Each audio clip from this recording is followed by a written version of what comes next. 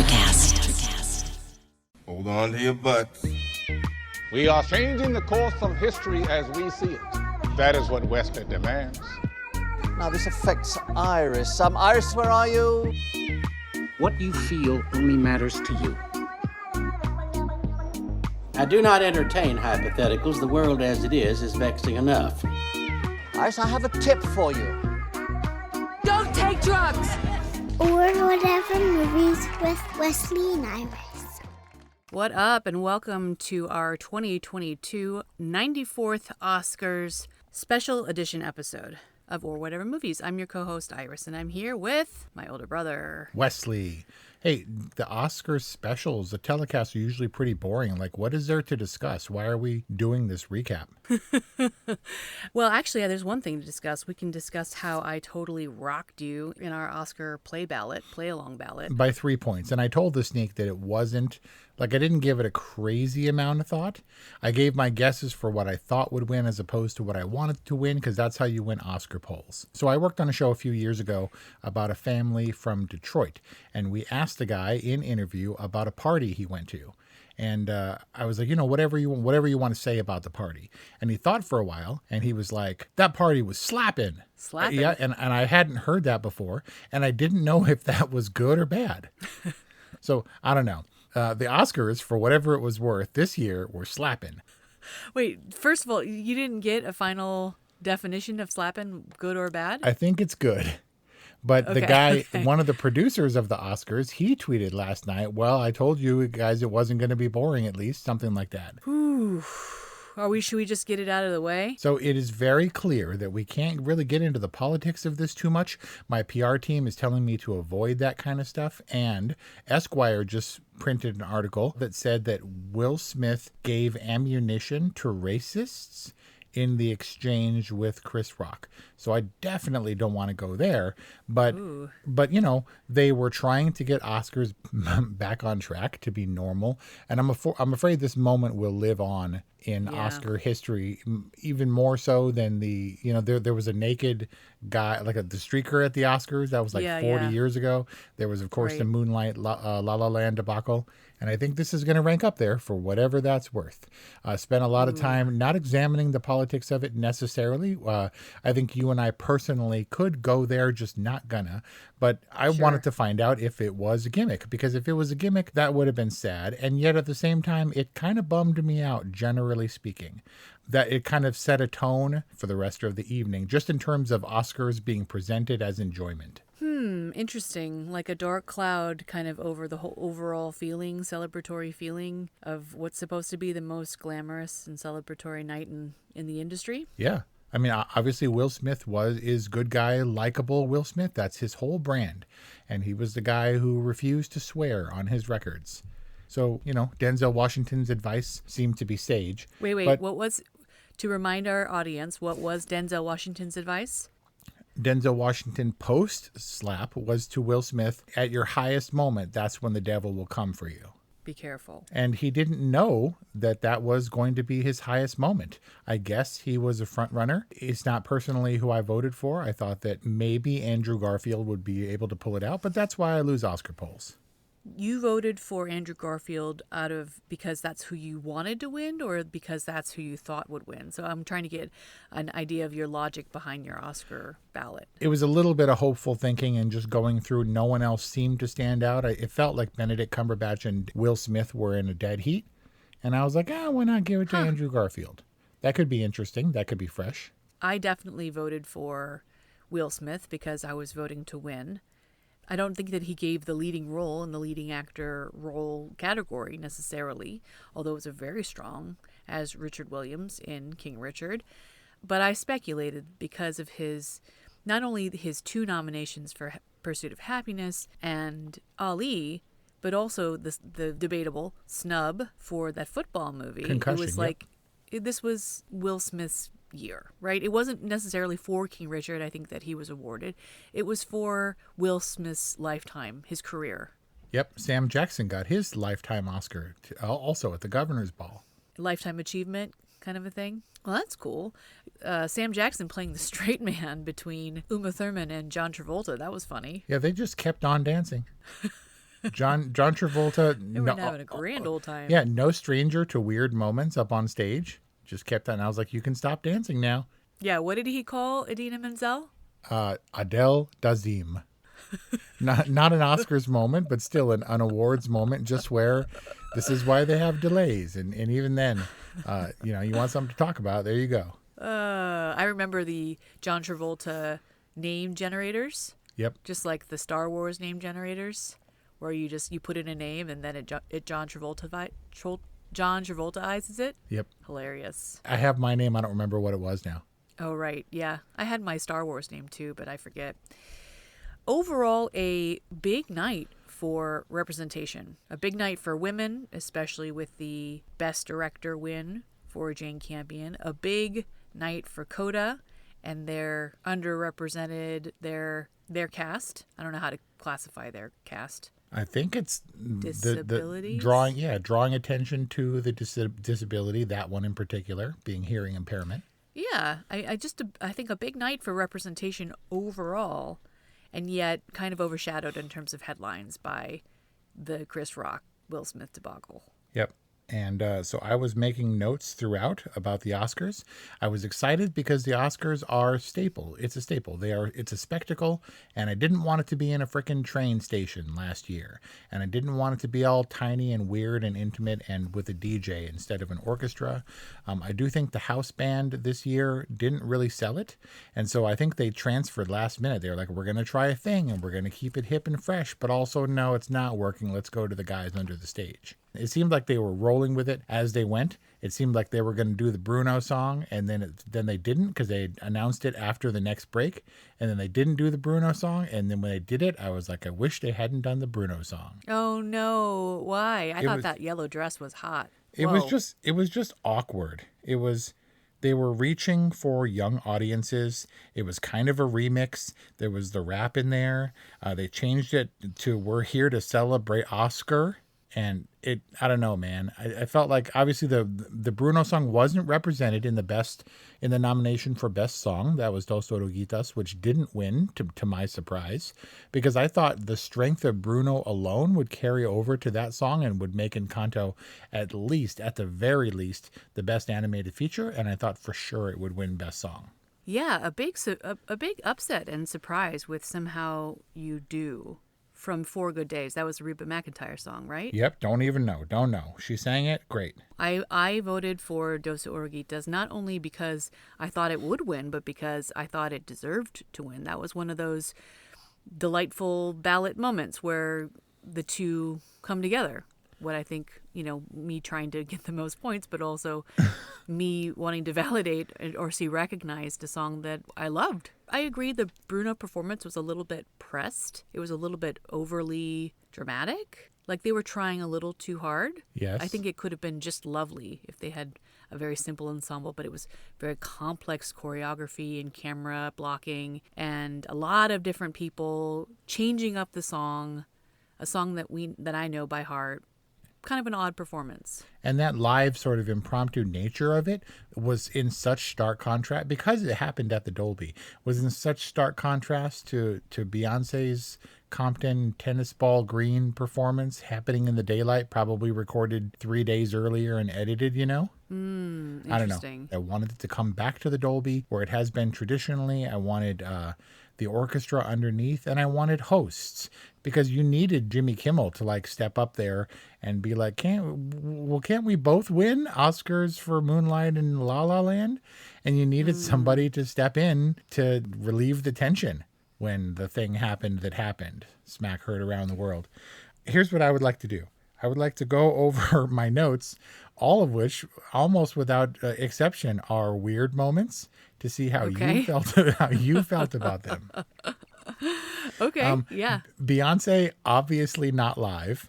A little bit on the nose. She was on a tennis court performing the song from King Richard. And then they cut in the Dr. Dre style City of Compton kind of refrain. I didn't see it. I got to Amy's Oscar party a little late and was consumed in conversation with Arash for at least the first 40 minutes of being there. Okay, let's move on. Did you catch the opening monologue? Nope. So you missed But the can you jo- tell me about it? Yeah, so you missed the joke where, among others, I mean, Amy Schumer tries her best. There are 3 hosts. It's always going to be a little bit awkward. It's never going to be James Franco, Anne Hathaway awkward, but they're doing their best. And a few people miss their cues during the broadcast. You make exceptions. But definitely the best joke in the opening monologue was they talked about the in memoriam section and how they decided to include the Golden Globes. Come on, that's a good joke. Oh, but let's talk about In Memoriam. That started as a very sweet, very touching thing, and then it became this celebration of life. I was like, it's exactly what I wrote down. Celebration of life. And I was like, okay, this is a thing. And I understand the angle that it was going for, but I was legitimately sad to lose a lot of the talents this year. You had Bill Murray trying to keep it together while he's talking about Ivan Reitman, trying to be serious. And usually they'll do the heartbreaking quotes from movies, the people that really stand out. You know, the big ones that we lose that are kind of indispensable in movie history. And then they'll get like a little bit grander of a moment. I feel like everyone was lost. Behind the music, that terrible wide shot, occasionally it would go to full screen. But if you're going to have the music, that's one thing. But to have 30 people dancing in front of the screen where I couldn't even read the names and the dates half the time, it was a bummer for me. I like the in memoriam section for what that's worth. I like the tributes, and sometimes it's shocking, sometimes it's really sad. But it's a fitting tribute, and I'm not sure that that's what this one was. I get the celebration of life angle, and the choir, the gospel choir was lovely, but it felt incongruent and kind of weird. It not inappropriate, like they were disrespectful. I was just very distracted by all of the activity in a segment that I think is probably best left simple, clean, and respectful. Yep. The next one is Daniel Kaluuya, who won Best Actor last year for Judas and the Black Messiah, and Her, who won Best Song for the same movie, came out to present the award, and they came out to the house band or whatever playing Africa by Toto. Now, I get it that the Black Panthers were kind of specific to Africa or their heritage, and they're both black, but also Africa by Toto is like a super white people song, right? Is that weird? A little weird, a little on the nose in the wrong way. Did you see the host patting down Jason Momoa and what's his nuts? Wait, what? So one of the hosts, forgive me, I don't remember which one it was, tried to get Will Smith up there. It was like a COVID spot check, a gag, a bit that they were doing. And then she frisked a couple of the people on stage. It was very extended, and it was obviously like a thirst kind of thing. And if it had been done by a man, it never would have gotten off the ground. And it went on for an awkwardly long time. It was pretty uncomfortable. I can see that if the roles were reversed. I also thought that Wanda Sykes in drag as King Richard, as Richard Williams, was a little awkward and may have been offensive, and definitely would have been weirder if it had been in the reverse. If it had been a man as a woman? Yeah. Which I know in the 80s and 90s was like the main recipe for comedy, like dress any male actor in drag, Dustin Hoffman, Robin Williams, etc. Jack Lemmon. Like, it's funny. Yeah, that's funny. Or at least that was back then. But it feels a little passé now. Yeah, they're doing what they can. I mean, you should remember the montages that Billy Crystal did? Montages? Oh, as a host? Yeah, where as host, he would insert himself in different movies and things and jump between costumes. Yeah. That's right. So they did what they could. The Spider-Man thing was appropriately awkward and yet kind of funny. Like she kept spraying the silly string and stuff. I got no problem with it. All right, so that worked for you. And that was the best cover-up for the thing later where she was like, I was backstage getting out of my Spider-Man costume. Did I miss anything? That was good. And I think that was the way one journalist put it. The low point of the awards, and sorry to keep bringing it back to this, but I am kind of obsessed, really was quite serious. Like, it was a man body shaming a woman, and then another man defending that woman with male toxicity and violence. Like, it's pretty low when you think about it in that way. Yeah, I think that Will Smith And his persona is otherwise pretty intact. And I think that his speech, theoretically, in a vacuum, was perfectly lovely. And it is what he preached during the entire press run of King Richard.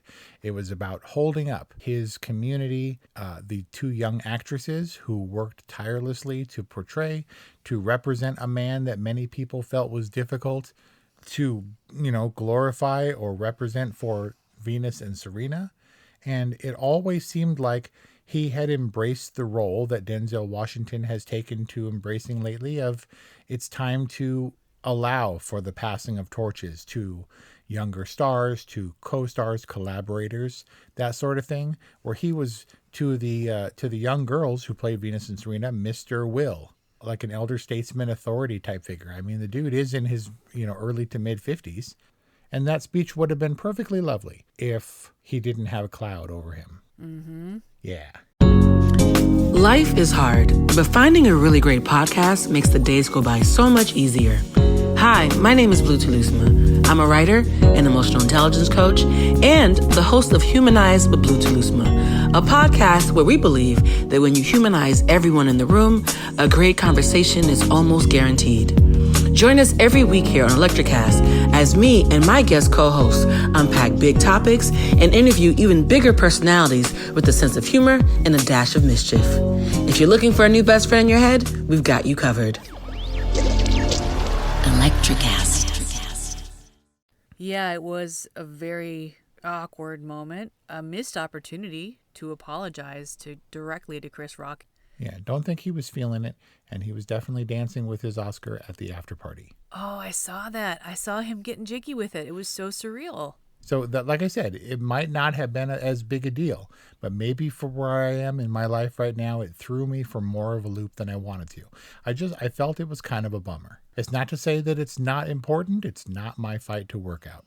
You don't think Chris Rock should file assault charges? I don't know. Between them, he says he doesn't intend to do that. Okay, let's actually end this Will Smith chapter of this episode on a high note. Chris Rock took that slap, made really nimble pivots and jokes about it. I mean, not jokes, but like he was like, Will Smith just smacked the hell out of me. Yep. Like calling it out for what it was. And then in a brilliant turn of dark comedy said that was the best moment of television history. Like, what? Chris Rock handled that. I don't know. He handled it, in my opinion, impeccably. I don't know how you handle a moment like that on live television and then transition into, your next line on the teleprompter. It must have been surreal. Poise and dignity. And then Questlove got up to accept for his Summer of Soul documentary, and he was emotional because he had lived with this footage, like 50 hours of footage for like 6 months, and did nothing else but watch that footage, and all overshadowed because everyone was like, what just happened? And, like just still in a total state of shock. Yep. And so we'll close this out with Will Smith allowed to give his actor speech. Of course, he had been declared the winner, and that was sealed in the envelope before any of the Chris Rock stuff took place. But they gave him as much opportunity. It must be said that it was talked about at length whether or not he needed to be removed from the auditorium. And that didn't happen. And furthermore, he had a lot of support. Nobody would dare to interrupt his speech while it was happening, whatever he was going to say. But when the Dune guys got up for effects, I think there needs to be a template. There's 3 of you. You guys have, you're supposed to whisper this. When you're handing them their Oscars, you have 15 seconds apiece. Go. For the 3 of you, right? Because the one dude was like my wife and kids and the whole team and blah, blah, blah. And the other dude stepped up with his paper and they were like, da, na, na, na, na, and played him off. And like the spotlight at the microphone went dark. That was kind of a bummer. Oh, I mean, that happens every year. Yeah, they were trying to keep it moving, but man. Yeah, and they don't hesitate to do that on the second tier categories as the industry has begun to call them. Yeah, and so they were going to try to pull in younger viewers with the Encanto Bruno stuff, fan favorites. I'm guessing that nobody's fan favorite movie of the year was Zack Snyder's Army of the Dead, but that played for longer than the guys who did Dune special effects got to speak. I was shocked. Have you seen that film? No, who's got time for that? And then on the other end, I think they went back to Bond like 4 times. And it was just, there were a lot of attempts to throw it at the wall to find out what would draw viewership. A lot of it. It's hard to know if the give and take really worked out, right? We got, would it be better to hear more from the short documentary and short live action producers? By the way, shout out to Ben Proudfoot for his win for Queen of Basketball. It was amazing. You know, would it be better use of real estate to have them speak or speak live as opposed to have, you know, Amy Schumer on wires? Yeah, it's a toss-up because those people are important. Those films are important, and then I didn't see any of them. And sorry, Ben, I didn't vote for your movie because I didn't watch it, so I kind of voted at random. It's nothing against you. But they tried to move it along, so they did show the wins and some of the brief speeches, but they canceled all the long walk-ups from the back of the Dolby, you know, all the way to the front and stuff, and tried to streamline time. But they should make short live action films and the animated shorts. They should make those widely available to stream. I mean, they're never going to be moneymakers. And otherwise I never seem to have a handle on those short films. Yeah, it's tough. In the era of on-demand, it seems like they could be better promoted. I know that they were available on Shorts TV and they're available on the filmmakers' various websites, but it's hard to cut through the noise and the clutter and the glut of content out there. But Ben Proudfoot, second-time Oscar nominee for short documentary subject, won his first Academy Award last night. And he is a board delegate for the PGA, on my board for the New Media Council, and a kick-ass filmmaker. So huge, huge kudos and congrats to Ben. Nice. I'm also a member of the PGA. Ben, can I hold your Oscar? I've never actually touched one. And speaking of Oscars, all the time that we could have dedicated to some of these categories, man, we went through a whole tour, 2nd year in a row, of that Academy Awards Museum on Wilshire. Yeah, that was their advertisement moment. It's almost like a spoiler. Like, I saw all the stuff. I don't have to go there now because I saw the ruby slippers and stuff. However, it probably would be more entertaining if Wanda Sykes was the guide, because that Harvey Weinstein gag, that was pretty funny. I think it's now it can start being funny because we have a little bit of distance. A little bit of distance is all we need. 10 years from now, this Will Smith thing will be hilarious. I cringe every single time I think about it. Yeah, we'll be watching like future Oscars on like holograms and stuff, and then they'll show like a flat image of that smack, and you'd be like, dude, it looks so weird and old. And did we go through your list of weird things? So we talked about The Bodyguard recently. Did you, like I, totally zone out when Kevin Costner started talking about how the West was won? And I think he's been on Yellowstone too long because the country accent is kind of forward now. It's just stuck. He's stuck. I totally thought about you when Kevin Costner was up there because I was like, this is the JFK courtroom monotone. He's just employing it to great dramatic effect right now. Like, I liked it. I felt what he was saying. I was like totally vibing with him, but I was also very aware at him possibly losing the majority of the audience with the way he was speaking. Yeah, they're like, get up there, filibuster. We got to do something. Change the tone. Well, no, don't change it like that. He was like Grandpa Simpson getting up there and being like, in my days, nickels had pictures of bumblebees on them. Give me 5 bees for a quarter, you'd say. So where was I? Oh, yeah. The point is that I had an onion tied to my belt, which was the style at the time. It's like he was like old guy rambling and not going anywhere. It's like that's the moment where you go to the bathroom or you turn and be like, what do you think Chris Rock is doing back there? Kevin Costner was an audible commercial. He was like an intermission. I thought he had real gravitas. It was very dramatic. I don't know what he was talking about, but I felt it. Exactly. And yet I paid, his rambling monotone or whatever, I paid so much more attention to Troy Kotsur's sweet speech and and everybody doing the silent applause thing. Like, just talk about sweet moments. Were you happy? I was surprisingly happy. I wasn't sure he was going to win, and obviously, there are people that would have deserved it just as much. But then the grandmother from Minari showed up, and she was really sweet and earnest, and I was like, I love her so much. Everybody loves her. And then everybody loved Troy Kotsur, and she like grabbed his Oscar so he could talk, and I was like, this is the sweetest thing I've ever seen. Aww. And she like had it at the ready in case he wanted to grab it back and shake it, like in victory. That was a really nice moment. Very cool, very inclusive. Having the interpreter up there was just, for all of the CODA wins, for screenplay, for actor, for best picture, like just a nice touch, a really nice thing for people, for the broader public to see. And so there were lots of things that I knew that were going to happen, and I was like, okay, let's see how this goes.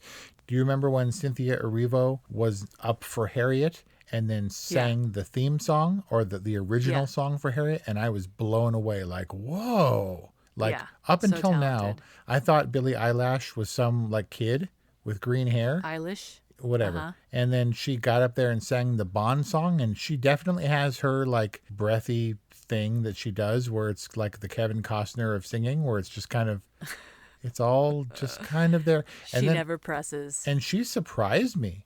Like, she was delicate and graceful and sang a really lovely song that was clearly Bond, but also somehow her. And then she won her Oscar, and behind the scenes, she was super giddy. But even before she won for Best Song, which was announced really late, I thought her performance was surprising. Like, she kind of stepped up and became a real performer for me in the same way that begrudgingly Justin Bieber did. After all the controversy and all the dumb stuff that he did as a kid, he's actually a talented performer and respectable. And I never got that for Billie Eilish until last night, until this Academy Awards. Were you happy about Dune, the #1 winningest film of the night? I mean, that doesn't say a lot. We were spread pretty thin. You know that CODA was the first Best Picture winner in 90 years that wasn't also nominated for director or editor? Wow. You mean like 90 of the 94 years that the Oscars have been in existence? I can't even remember what it was. It was like the Good Ship Lollipop or something. The whole point is that we spread it kind of thin. And look, I got many of the early ones. I knew that Dune was going to clean up in all the technical Oscars, but it got kind of hazy as we went along, and I wasn't sure. I was wrong about CODA. I thought it was going to be The Power of the Dog. It seemed to be a front runner, but I also called Jane Campion for director. And so they spread it for CODA for Best Picture, Jane Campion for The Power of the Dog for director, and actress for Tammy Faye and Will Smith for King Richard. Like, you could not spread it out more. And I mean, this might be illogical, but I kind of like it. Like, I kind of think it's a little wasteful and redundant when screenplay, direction, editing, and Best Picture go to the same film.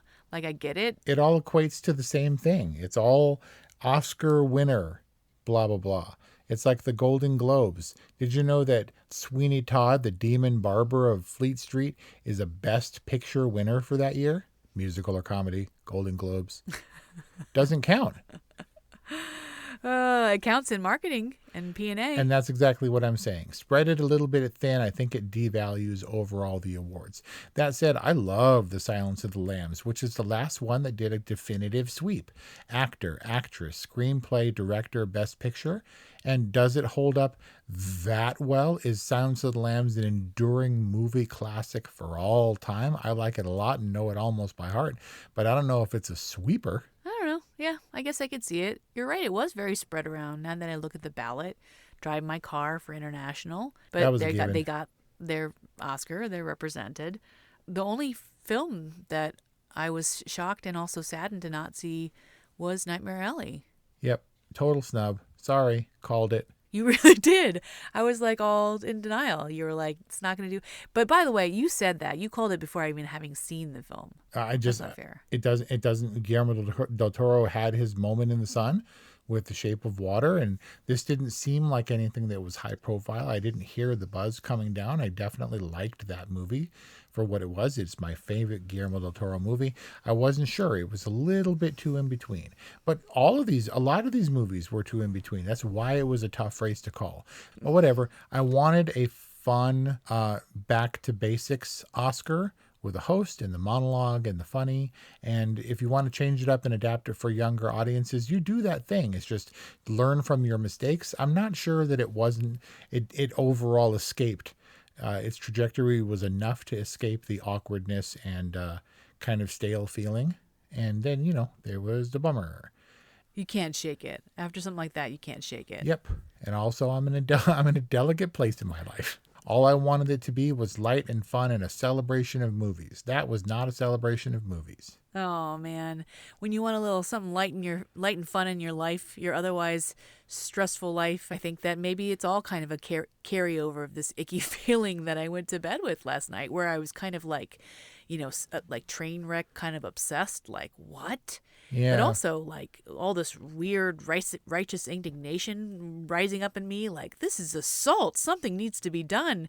And then the Academy's weird little pithy but also non-committal statement, I was like all enraged. And then it's kind of a weird vibe at the industry's highest honors, kind of a weird vibe.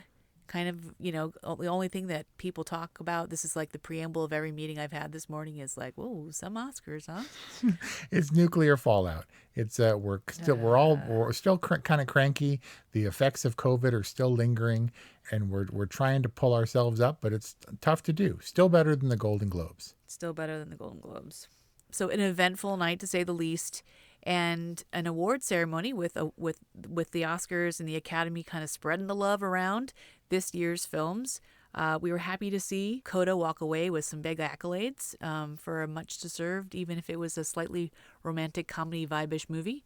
Congrats to all the winners, including my buddy Ben Proudfoot, and good luck to the Academy and to Will Smith's PR team navigating the next few weeks as they navigate the fallout from what was kind of ultimately, we could probably sum up as a somewhat strange ceremony. But that's our discussion on the 94th Annual Academy Awards. Thank you for listening to Or Whatever Movies. Hey, Iris, what's coming up next? James Cameron Month! What? April 2022. See you soon. Hi, I'm Leslie Godet, host of her Extraordinary Life by Design podcast, where we celebrate women who are shaping their lives one extraordinary day at a time. I speak with women from all over the world about what they do and how they are passionately pursuing their dreams and creating meaningful impacts on their communities. So come join us and learn about all there is to learn about these extraordinary women. Hey there, I'm DC. I host the rock podcast, Back to the Arena, The Interviews. It's about a 30-minute podcast where I talk one-on-one with a band who has released new music. You can find us on all the best podcast sites like Spotify, Apple, Google, iHeartRadio, and more. If you're a rock fan like me, subscribe today to Back to the Arena, The Interviews. Electricast. Electricast.